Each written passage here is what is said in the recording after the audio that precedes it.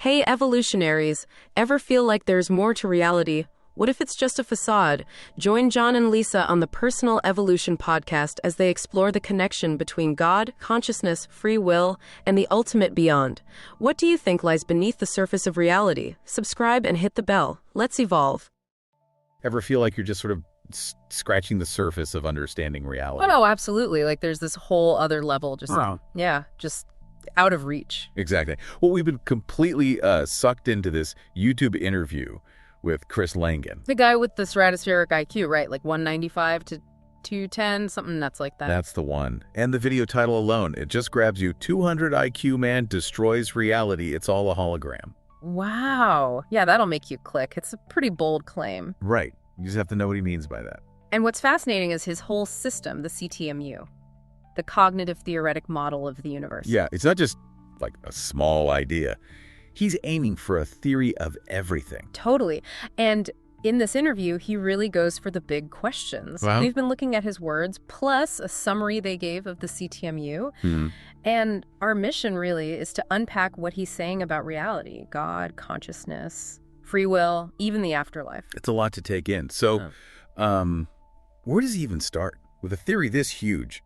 Well, it seems like the absolute starting point for him, based on the interview, is a very direct answer to, does God exist? Okay. And his answer is just yes. Yep. Flat out, no hesitation. Really, just like that. Yep.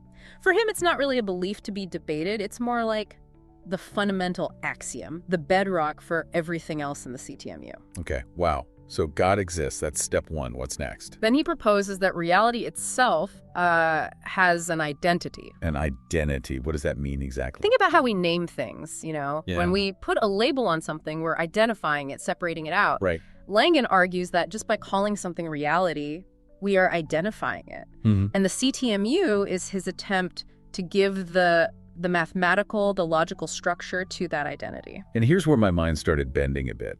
He says that if you look at the properties of this identity of reality, they actually line up with the attributes we usually give to God in, like major religious. Exactly. He specifically mentions the 3 O's. Right. Omniscient. Right. Which is complete knowledge. Yep. Omnipotence, ultimate power. And omnipresence, being everywhere. It's like he's saying the universe has to have these godlike qualities, just by definition almost. That seems to be the argument. And crucially, he insists God isn't just some abstract principle. Oh. He's very clear, God is conscious. He uses words like sentient and personal. Personal. So not just a force, but a being. Apparently so. He even says humans are images of God, like created through a mapping of God's self onto us. Which, if you follow that logic, leads to the idea of a personal relationship with God being possible. Well, it seems like a natural consequence of his model, yeah. Okay, so this sounds a bit like pantheism. God is everything. Or is it panentheism? God is in everything, but also more. Good question. He actually clarifies that. It leans towards panentheism. God is greater than the physical universe, not confined by it. Okay. How does he explain that? He uses the simulation hypothesis as an analogy, which is pretty helpful, actually. The idea that we're living in a simulation. Kind of. He says, imagine reality like that. God isn't just the display, our physical world. God is also the processor running the whole show. Okay, I think I follow. The display is what we see. Right, the physical stuff. But that display can't exist or change without the underlying processing power. Like a movie needs a projector or a game needs the console. And God provides that processing functionality for the universe, making change and existence possible. That's his argument. God is the engine, the ongoing process making the universe happen, not just a static picture. This ties into his ideas on consciousness then, doesn't it? Which get pretty wild. Yeah, they do. He talks about identity operators at the quantum level. Identity operators, like little information processors. Basically, yeah. Taking input, processing it, giving an output state. But here's the kicker. Uh-oh. He suggests that even something like a table can be considered generically conscious in this sense. Wait, what? A conscious table? Okay, stay with me. He's saying it relies on a broader consciousness field.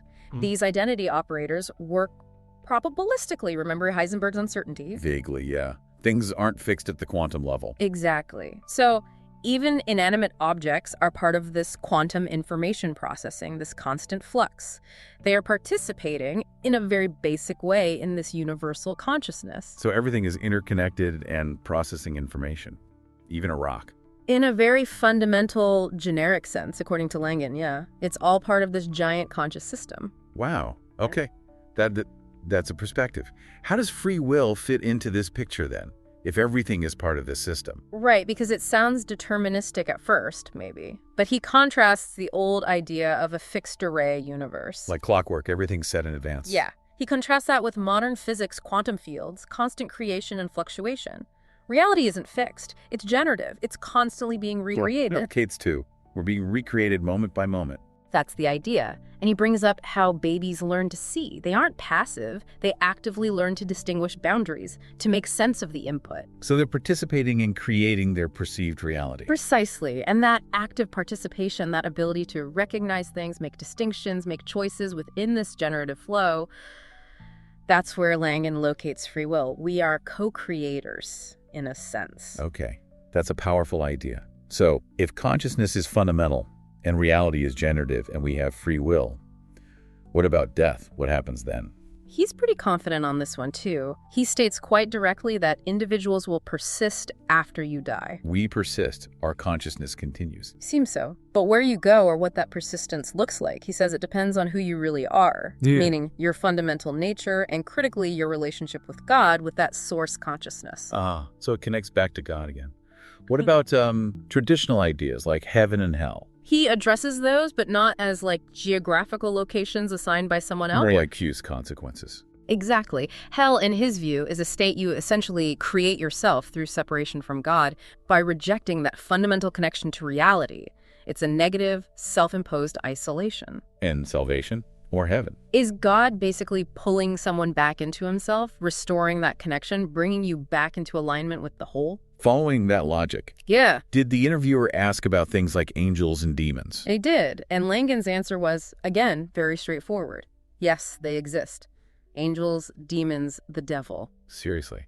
How does that fit into a cognitive-theoretic model of the universe? Well, his explanation for evil, and specifically Satan, is quite unique. He argues that for God, who represents perfection and absolute boundaries, to be fully defined, there needs to be an antithesis. Like you need darkness to define light. Kind of, yeah. Satan represents that antithesis, but, and this is important, he says Satan isn't like coherent or powerful on his own. So how does evil happen? Satan gains influence through us, through human beings, and also through what Langan calls secondary Tories, things like corporations or governments, exploiting their structures. So evil isn't its own force, it's more like a parasite, feeding off human choices and systems. That seems to be Langan's interpretation, yes. It gains its power and coherence from us, from the structures we create.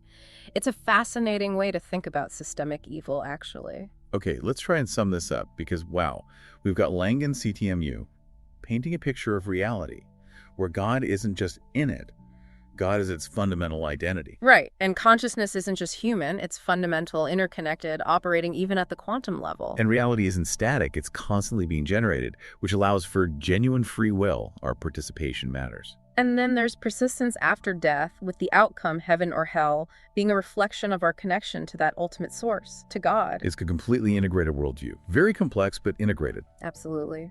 Which brings us to a really powerful thought to leave you, the listener, with. If Langan is right, or even partly right, if your consciousness is actively participating in creating or shaping reality, what does that actually mean for your everyday life? How might that change how you see the world or the choices you make, knowing you have this creative role?